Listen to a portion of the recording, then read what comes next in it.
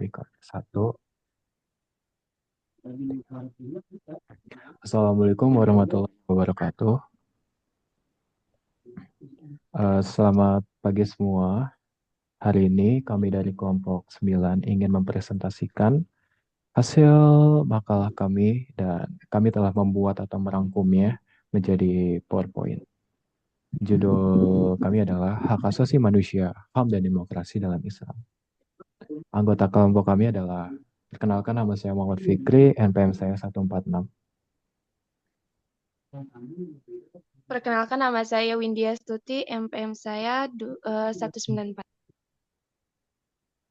Nama saya Putri Arabella, NPM saya 151. Selanjutnya ada materi definisi HAM akan dijelaskan kepada teman saya. Definisi HAM. Hak asasi manusia adalah seperangkat hak yang melekat pada hakikatnya dan keberadaan manusia sebagai makhluk Tuhan yang Maha Esa dan merupakan anugerah yang wajib dihormati, dijunjung tinggi, dan dilindungi oleh negara, hukum, pemerintah, dan setiap orang. Demi kehormatan serta perlindungan harkat dan martabat manusia. Pasal 1 UUD nomor 39 tahun 1999.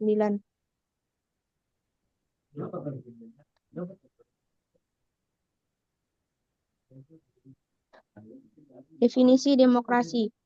Demokrasi adalah bentuk atau mekanisme sistem pemerintahan suatu negara sebagai upaya mewujudkan kedaulatan rakyat, kekuasaan kewarganegaraan atas negara untuk dijalankan oleh pemerintah negara tersebut.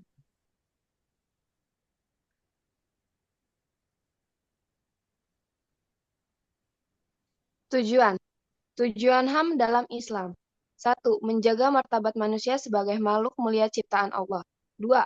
Menegakkan keadilan tanpa diskriminasi berdasarkan agama, ras, atau status. Ketiga, melindungi hak dasar seperti hak hidup, kebebasan, dan kehormatan sesuai syariat. Tujuan demokrasi dalam Islam. 1. Mewujudkan musyawarah untuk mengambil keputusan yang adil. Kedua, menjamin keadilan sosial dengan pemimpin yang melayani rakyat. 3. Mengimplementasikan hukum berdasarkan syariat demi kesejahteraan bersama. Lalu saya akan menjelaskan prinsip-prinsip HAM-nya. Tadi kita telah dijelaskan tujuan dan manfaatnya. Beberapa tujuannya itu untuk menegakkan keadilan juga gitu. Dan tentu saja HAM ini juga ada di dalam Al-Quran, yaitu pada surat Al-Maidah ayat 32, itu tentang hak untuk hidup dan perlindungan nyawa manusia. Lalu ada juga di Quran surah Al-Baqarah ayat 256 tentang kebebasan beragama. Itu yang berarti tidak ada paksaan dalam memilih agama. Jadi setiap orang ini punya kebebasan untuk beragama, entah dia agamanya Kristen, Protestan, atau Katolik. Tapi yang terpenting adalah kita harus benar-benar menghormati karena hak asasi manusia adalah kebebasan dan keadilan. Seperti yang dijelaskan oleh teman saya tadi. Dan HAM ini juga termasuk dalam perlindungan kehormatan, yaitu menjaga martabat kita. Itu tertulis pada Quran surah Al-Hujurat ayat 12. Terus ada hak atas pendidikan. Setiap umat ini yang memiliki HAM ini harus yang namanya menuntut ilmu gitu. Karena kalau misalnya generasi kita tidak menuntut ilmu, HAM akan runtuh. Lalu prinsip-prinsip demokrasi dalam Islam. Prinsip-prinsip demokrasi dalam Islam juga dijelaskan pada Quran surah Al-Asyura 38. Musyawarahnya itu ada musyawarah syuro, itu di mana kita seperti voting, dan Nabi Muhammad sangat-sangat menyarankan kepada kita walaupun tidak tertulis langsung, pemerintah yang baik itu harus yang namanya musyawarah, tapi Nabi Muhammad sangat-sangat menyarankan kita melakukan musyawarah. Lalu prinsip-prinsip demokrasi selanjutnya adalah keadilan. Pemimpin harus berlaku adil, itu udah jelas, di mana pemimpin adalah yang menjaga semua anggotanya, mereka harus mendapatkan sesuatu yang adil. Lalu kedaulatan hukum, hukum Allah menjadi panduan utama. Lalu ada pemimpin pelayan rakyat. Kepemimpinan adalah amanah untuk rakyat. Ya, rakyat diharuskan untuk memilih salah satu untuk menjadi pemimpin, dan yang menjadi poin utama untuk memutuskan sesuatu. Lalu yang terakhir adalah partisipasi rakyat. Rakyat memiliki hak berpendapat. Tentu saja itu dijelaskan pada surah Al-Asyura 38 karena semua pemimpin itu tidak bisa berdiri sendiri. Jadi mereka ini harus benar-benar saling membantu.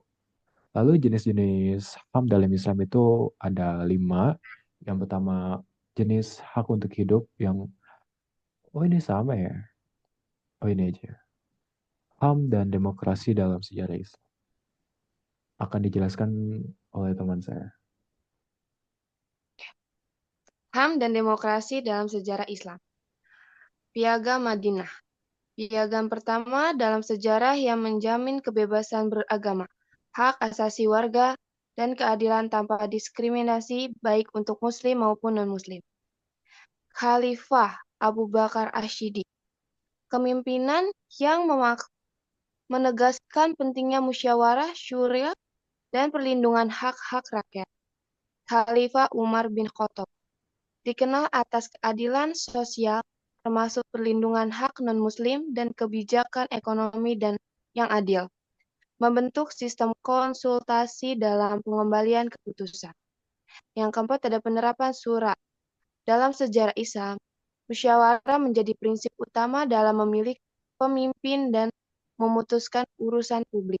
Sejarah Islam menunjukkan penghormatan terhadap HAM dan demokrasi dengan menerapkan nilai-nilai keadilan, kebebasan, dan tanggung jawab kolektif sesuai syariat. Selanjutnya, ada HAM dan demokrasi pada zaman modern. Yang pertama, HAM pada zaman modern. Universitas. Semua manusia memiliki hak-hak dasar yang diakui secara global seperti hak hidup, kebebasan berbicara, dan kebebasan beragama. Deklarasi Universal Hak Asasi Manusia 1948. Yang kedua, perlindungan negara. Negara bertanggung jawab melindungi hak-hak individu melalui hukum yang adil dan setara. Yang kedua, ada demokrasi pada zaman modern. Pemilu. Pemilihan umum bebas dan adil sebagai cara untuk memilih pemimpin yang menentukan kebijakan. Yang kedua, ada kebebasan dan keadilan. Menjamin kebebasan pribadi, kesetaraan, dan hak untuk berpartisipasi dalam pemerintahan. Yang ketiga ada pemisahan kekuasaan. Pemisahan kekuasaan untuk mencegah menyalahgunakan kekuasaan. Demokrasi dan HAM modern menekankan kebebasan individu, kesetaraan, dan keadilan dengan negara bertanggung jawab untuk melindungi hak-hak tersebut. Lalu ada kesimpulan akan dijelaskan kepada teman saya. Itu Aram.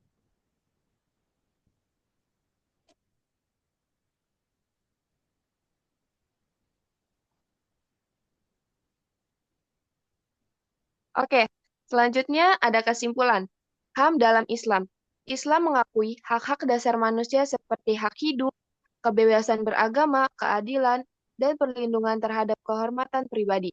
Semua hak ini dijamin oleh syariat dan dilindungi oleh negara untuk menciptakan masyarakat yang adil dan harmonis. Selanjutnya, ada demokrasi dalam Islam. Demokrasi dalam Islam diterapkan melalui prinsip syuriah atau musyawarah, keadilan, dan partisipasi rakyat dalam pengembalian keputusan. Pemimpin dalam Islam dipandang sebagai pelayan rakyat yang bertanggung jawab untuk menegakkan keadilan dan kesejahteraan umat sesuai dengan hukum Allah. Secara keseluruhan, Islam menentukan pentingnya HAM dan demokrasi yang dijalankan dalam kerangka syariat untuk menjaga keseimbangan antara hak individu dan kepentingan umum, dengan tujuan menciptakan masyarakat yang adil, damai, dan sejahtera. Baiklah, terima kasih dan saya akan menambahkan beberapa kesimpulan. Jadi HAM ini sangat-sangat disebutkan dalam Islam karena Islam sendiri itu sangat-sangat mementingkan hak asasi umatnya. Dari kita berpuasa, kita tuh dianjurkan untuk sahur dan berbuka. Tidak diharuskan untuk terus-terus berpuasa setiap bulan atau apa, karena Islam sangat memperhatikan bagaimana perasaan dan kondisi fisik. Apalagi untuk orang-orang yang sakit, mereka tidak diwajibkan untuk bisa berdiri atau bersujud. Orang-orang yang sedang sakit atau sedang tidak bisa melakukan secara fit, Islam ini bisa memberikan kemudahan untuk umat-umatnya. Orang yang sedang sakit bisa sambil tiduran seperti sholat itu termasuk dalam HAM. Dan demokrasi dalam Islam itu sangat-sangat diajarkan oleh kekhalifahan tadi, seperti Umar bin Khattab, terus ada Abu Bakar Ashidik. Gitu. Sekian dari presentasi kami. Terima kasih telah mendengarkan. Kalau ada pertanyaan, silahkan memberikannya melalui WhatsApp atau grup chat agama kelas R1C. Terima kasih. Assalamualaikum Wassalam. warahmatullahi wabarakatuh. Terima kasih. Oke, udah. Langsung dijadiin dokumen biar besok kalau kalian nggak